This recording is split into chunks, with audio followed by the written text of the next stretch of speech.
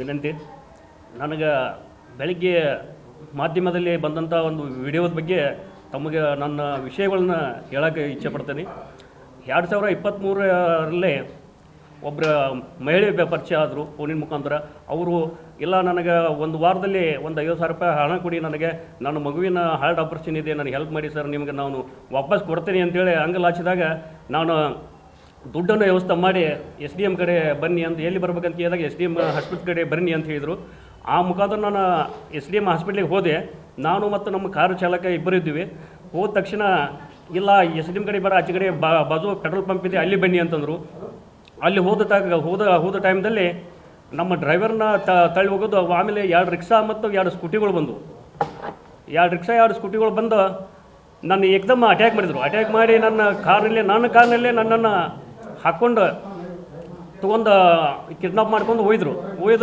ಉಣ್ಕಲ್ ಕೆರೆ ಕಡೆ ಒಂದು ರೋಡ್ ಐತಿ, ಆ ರೋಡಿಗೆ ಹೋಗಿ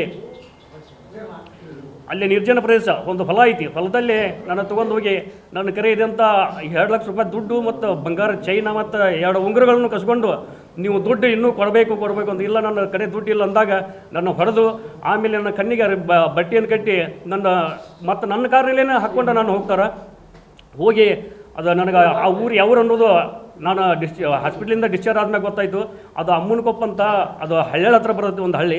ಆ ಹಳ್ಳಿ ಒಂದು ಗುಡ್ಡದಾಗ ಐತಿ. ಆ ಗುಡ್ಡದಾಗ ಒಂದು ಹೊಲದಲ್ಲಿ ಇರ್ತಕ್ಕಂಥ ಒಂದು ಮನೆಯಾಗ ನಾನು ಕೂಡಿ ಹಾಕಿ ಕೈಯ ಕಾಲ ಕಟ್ಟಿ ಹಾಕಿ ನನಗೆ ಚಿತ್ರಹಿಂಸೆ ಕೊಡ್ತಾರೆ. ಚಿತ್ರಹಿಂಸೆ ಕೊಡುವಾಗ ಎಲ್ಲರಿಗೂ ಬೇಡ್ಕೊತೀನಿ, ನನ್ನ ಕಾಲು ಬೋದನೆ ಕೈ ಮೀದಿ ನನ್ನ ಬಿಡ್ರಿ ಅಂತೇನು, ನಿಮಗೆ ದುಡ್ಡು ಬೇಕಾದ್ರೆ ನಾನು ಬಿಡ್ರಿ, ನಾನು ತಂದು ಕೊಡ್ತೀನಿ ನಿಮಗಂತಂದಾಗ ನನಗೆ ಯಾರೂ ಕಿವಿ ಮಾತು ಕೊಡದೆ ನಾನು ಹೊಡಿದು ಮಾಡ್ತಾರೆ.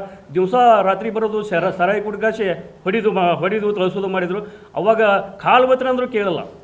ಆಮ್ಯಾಗ ಈ ವಿಷಯ ನಾವು ಹೊರಗೆ ಇಲ್ಲಿಂದ ಹೋದ್ನಿ ಅಂದ್ರೆ ನಿಮ್ಮ ಪರಿಸ್ಥಿತಿ ಗಂಭೀರ ಆಗ್ತೈತೆ, ನಾನೊಬ್ಬ ಸಾಮಾಜಿಕ ಹೋರಾಟಗಾರ ಅದೀನಿ ನೋಡಂದಾಗ ಅವರು ಸುಜಾತ ಅಂತ ಹೆಣ್ಮಕ್ಳಿದ್ರು. ಅವ್ರು ಹೇಳಿದ್ರು, ನನಗೆ ಬೆದರಿಕೆ ಕೊಟ್ಟರು. ಮತ್ತು ನಾನು ನಾನು BJP ಕಾರ್ಯಕರ್ತ ಇದ್ದೀನಿ, ನಾನು ನಿಮ್ಮಲ್ಲಿ ಅವ್ರು ವೇಸ್ಟಂಗಿನ ಕೇಳಿದಾರೆ, ಇವ್ರದಾರ ನಿನ್ನ ಒಟ್ಟು ಜೀವಂತನ ಬಿಡೋಲ್ಲ, ಈ ವಿಷಯ ನೀವು ಪಬ್ಲಿಕ್ ಮಾಡಿದ್ರಿ ಅಂತಂದು ಧಮಕಿ ಕೊಟ್ಟರು.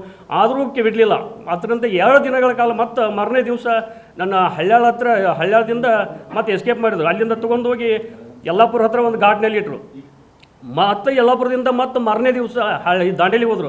ದಾಂಡೇಲಿಯಲ್ಲಿ ನಮ್ಮ ಕಾರ್ ತರಬಿದಾಗ ಅಲ್ಲಿ ಒಂದು ಪೊಲೀಸ್ ಜೀಪ್ ಬರ್ತದೆ. ಪೊಲೀಸ್ ಜೀಪ್ ಬಂದ ತಕ್ಷಣ ನನ್ನ ಮತ್ತೆ ಅಲ್ಲಿಂದ ಎಸ್ಕೇಪ್ ಮಾಡಿ ದೂರ ತೊಗೊಂಡು ಹೋದ ತಕ್ಷಣ ಅವ್ರ ಕಡೆ ಇದ್ದಂಥ ಒಬ್ಬ ಹುಡುಗರು ಹೇಳ್ತಾರೆ ನನಗೆ, ಅಣ್ಣ ನೀವು 2 ಲಕ್ಷ ರೂಪಾಯಿ ನೀವು ವ್ಯವಸ್ಥೆ ಮಾಡಿದ್ರೆ ಅಂಕಲ್ಲ, ನೀವು ಇಲ್ಲಿಂದ ಪಾರ್ ಮಾಡ್ತೀನಿ, ನಮಗೆ ದುಡ್ಡು ವ್ಯವಸ್ಥೆ ಮಾಡಿರ್ತಾರೆ.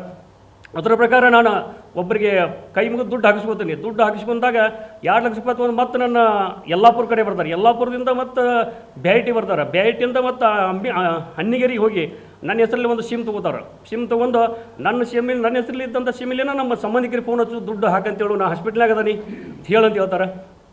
ನಾನು ಹೇಳಿದ ಮ್ಯಾಗ ಮತ್ತು ನನಗೆ 1,50,000 ರೂಪಾಯಿ ದುಡ್ಡು ಹಾಕಿ ಕೊಡ್ತಾರೆ.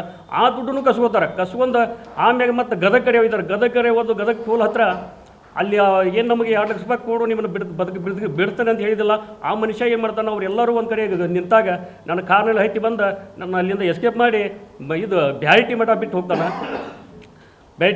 ಈ ಥರ ಚಿತ್ರಹಿಂಸೆ ಕೊಟ್ಟಂಥ ಮಹಿಳೆಯರ ಬಗ್ಗೆ BJP ಅವರು ಹೋರಾಟ ಮಾಡಕತ್ತಾರ. ಅವ್ರಿಗೆ ದಯಮಾಡಿ ಕೇಳ್ಬೋದು ಇಷ್ಟ, ಒಳ್ಳೆಯ ಹೆಣ್ಮಕ್ಳು ಅದಾರ, ಒಳ್ಳೆಯ ತಾಯಂದಿರದಾರ, ಅವ್ರಿಗೆ ಸಪೋರ್ಟ್ ಮಾಡಿರಿ. ಇಂಥ ಹೆಣ್ಮಕ್ಳಿಗೆ ಸಪೋರ್ಟ್ ಮಾಡೋಕೆ ಹೋಗ್ಬೇಡ್ರಿ. ಇವತ್ತು BJP ಪಕ್ಷದಲ್ಲಿ ಇರ್ಬೋದು, ಈಗ ಯಾವುದೋ ಪಕ್ಷದಲ್ಲಿ ಎಲ್ಲರೂ ಗಂಡು ಮಕ್ಕಳು ಇರ್ತಾರೆ, ಹೆಣ್ಮಕ್ಳು ಇರ್ತಾರೆ. ನನಗಾದಂಥ ನೋವು ನಿಮಗೂ ಆಗಬಾರ್ದು. ದಯಮಾಡಿ ಇದನ್ನು ತಾವು ಅರ್ಥ ಮಾಡ್ಕೋಬೇಕು. ಈಗ ಹುಬ್ಳಿದವ್ರಿಗೆ ಕಮಿಷನರ್ ಸರ್ ಕೂಡ ಒಳ್ಳೆಯ ದಕ್ಷ ಅಧಿಕಾರಿಗಳು ಅದಾರ, ಅವರು ನನಗೆ ನ್ಯಾಯಕ್ಕೆ ತೊಡಗಿಸ್ಕೊಡ್ತಾರ ಅಂತೇಳಿ ನನಗೆ ವಿಶ್ವಾಸ ಐತಿ. ಮತ್ತು ಇದು ಫಸ್ಟ್ ನಾನು ಇವತ್ತು ನಿಮ್ಮ ಮೀಡಿಯಾದರ ಹತ್ರ ಬರೋಕೆ ಒಬ್ಬರು ಅವ್ರ ಹೆಸರು ಹೇಳಬೇಕಾಗಿತ್ತು. ದಯಮಾಡಿ ಅವ್ರು ಯಾರಾದ್ರೆ ಅವ್ರು ಎಲ್ಲಿದಾರ ಅನ್ನೋದು ನಾನು ಇನ್ನೂ ಅವ್ರ ಮುಖನೂ ನೋಡಿಲ್ಲ. ರಜತ್ ಉಳ್ಳಾಗಡ್ಡಿ ಅವರು ಮಾಧ್ಯಮದ ಮುಖಾಂತರ ಹೇಳ್ತಾರೆ, ನೀವು ಎಲ್ಲದ್ರಿ, ನೀವು ಯಾರು ಬನ್ನಿ, ನೀವು ಮಾಧ್ಯಮದವ್ರಿಗೆ ಹೋಗಿ ನಿಮ್ಮ ಹೇಳಿಕೆ ಕೊಡ್ರಿ, ನಿಮ್ಮ ಜೊತೆ ನಾವಿದ್ದೀವಿ, ನಿಮ್ಮ ಜೊತೆ ಎಲ್ಲರೂ ಇರ್ತಾರೆ ಅಂತ ಧೈರ್ಯ ತುಂಬ್ಯಾರ. ಅವ್ರಿಗೆ ಕೂಡ ಮಾಧ್ಯಮ ಮುಖಾಂತರ ಅವ್ರಿಗೆ ನಾನು ಅಭಿನಂದನೆ ಸಲ್ಲಿಸೋಕೆ ಇಷ್ಟಪಡ್ತೀನಿ. ಯಾಕಂದ್ರೆ ಇಂಥ ಪರಿಸ್ಥಿತಿ ಒಳಗೆ ನಾನು ಸಾಯ್ಬೇಕಂತ ತೀರ್ಮಾನ ಮಾಡಿದಂಥ ಪರಿಸ್ಥಿತಿ ಒಳಗೆ ಒಬ್ಬೊಬ್ಬರು ನನಗೆ ಫೋನ್ ಹಚ್ಚಿ ಧೈರ್ಯ ತುಂಬಿದರು. ಮತ್ತು ನನ್ನ ಸ್ನೇಹಿತರಾದಂಥ ನಿತಿನ್ ಸರ್ ಇರ್ಬೋದು, ನನ್ನ ಸಂಘಟನೆ ಎಲ್ಲ ಕಾರ್ಯಕರ್ತರು ಕೂಡ ನೀವು ನೀವು ಹೆದರಬೇಡ್ರಿ, ನಿಮ್ಮ ಜೊತೆ ನಾವು ಅದೇವಿ, ನೀವು ಹೋಗ್ರಿ ಮಾಧ್ಯಮದವರಿಗೆ ವಿಷಯ ತಿಳಿಸ್ರಿ ಮೊದಲು, ಆಮ್ಯಾಗ ನೋಡೋಣ ಏನಾಗತ್ತೋ, ಆಮ್ಯಾಗ ಕಾನೂನಿದೆ, ಕಾನೂನು ಚೌಕಟ್ಟಿನಲ್ಲಿ ನಾವು ಏನು ಮಾಡ್ಬೇಕು ಅನ್ನೋದು ನಾವು ಮಾಡೋಣ ಅಂತ ಹೇಳಿ ಧೈರ್ಯ ತುಂಬ್ಯಾರ. ಅವರೆಲ್ಲ ಧೈರ್ಯ ತುಂಬಿದ್ದಕ್ಕೆ ನಾನು ಇವತ್ತು ನಿಮ್ಮ ಮುಂದೆ ಬಂದ ನನಗೆ ಆದಂಥ ನೋವಿನ ಸಂಗತಿಯನ್ನು ನಿಮ್ಮ ಮುಂದೆ ಎಳೆ ಬಿಚ್ಚಿಡಾಕತ್ತೀನಿ. 2012ನೇ ತಾರೀಕು 11ನೇ ತಿಂಗಳ 2023 ಸರ್. ಒಟ್ಟು ಟೋಟಲ್ 6 ಲಕ್ಷ ಸರ್. ಹ್ಞೂ ಸರ್. ಒಟ್ಟು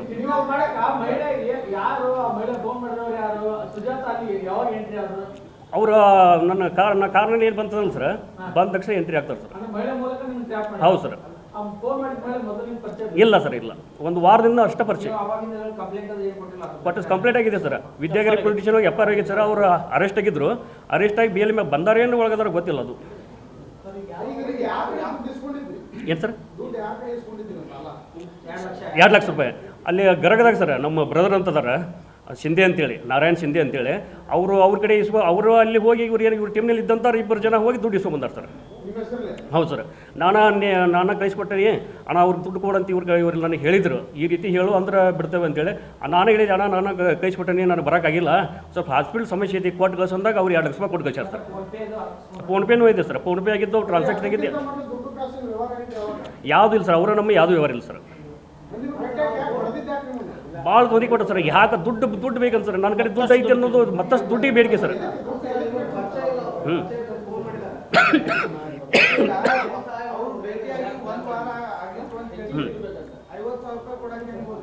50,000 ರೂಪಾಯಿ ಕೊಡೋಕೆ ಮಾನವೀಯತೆ ದೃಷ್ಟಿಯಿಂದ ಒಂದು ಮಗುವಿನ ಪ್ರಾಣ ಉಳಿತೈತೆ ಅನ್ನೋ ಪರಿಸ್ಥಿತಿಗೆ ನನ್ನ ಹೊಲದಲ್ಲಿ ಬೆಳೆದಂಥ ನನ್ನ ತರಕಾರಿ ಮಾರಿದ ದುಡ್ಡನ್ನು ಅವರಿಗೆ ಹೆಲ್ಪ್ ಮಾಡಬೇಕು, ಹಿಂದಿಲ್ಲ ಕೊಡ್ತಾರಲ್ಲ ಅನ್ನೋ ಉದ್ದೇಶ, ಒಂದು ಹೆಲ್ಪ್ ಮಾಡೋದು ಸ್ವಲ್ಪ ಉದ್ದೇಶಕ್ಕೆ ಹೋಗಿದ್ದೆ. ನಾನು ಒಬ್ಬನಾಗಿಲ್ಲ, ನಮ್ಮ ಡ್ರೈವರ್ ಕೂಡ ಇದ್ದ ನನ್ನ ಹತ್ರ. ಹೌದು ಸರ್. ಅದೆಲ್ಲ ಅವ್ರ ಲಿಸ್ಟನ್ನು ಕೊಟ್ಟಿದ್ದೇನೆ ಸರ್. ನಾನು ಎಲ್ಲೇ ಪೊಲೀಸ್ ಸ್ಟೇಷನ್ ಒಳಗೆ ಇಲಾಖೆ ಅವ್ರಿಗೆ ನನ್ನ ಕಾಲ್ ಲಿಸ್ಟ್ ಪೂರ್ತಿ ಎಲ್ಲ ಅವ್ರ ಕಡೆನೇ ಇದೆ ಸರ್. ನಾನು ಹೊಲದಲ್ಲಿ ಕೆಲಸ ಮಾಡ್ತೇನೆ ಸರ್. ಹೊಲದಲ್ಲಿ ಕೆಲಸ ಮಾಡ್ತೀನಿ, ಮತ್ತು ಸಾಮಾಜಿಕ ಕಾರ್ಯಕರ್ತ ಇದ್ದೇನೆ ಸರ್. ಒಂದು ಸಂಘಟನೆ ಒಳಗೆ ಒಂದು ವಿಜಯಕರ ರಕ್ಷಣೆ ವೇದಿಕೆಗೆ ಒಂದು ರಾಜ್ಯ ಸಂಚಾಲಕನಾಗಿ ಕೆಲಸ ಮಾಡ್ತೇನೆ ಸರ್.